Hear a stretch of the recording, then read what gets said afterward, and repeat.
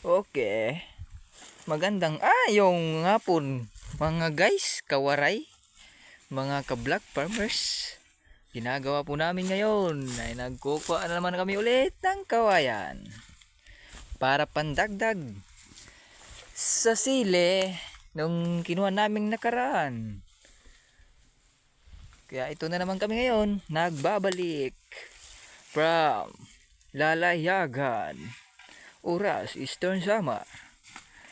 Magkatapos kinuha ni Jake ang pangsukol sa kawayan at sa kanya ginamit ang kanyang karumal-dumal na pangitak.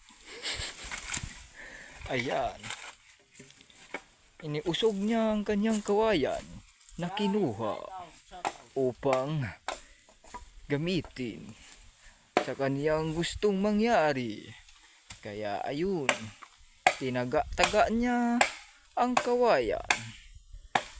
Kaya salamat sa panonood, ating kababayan.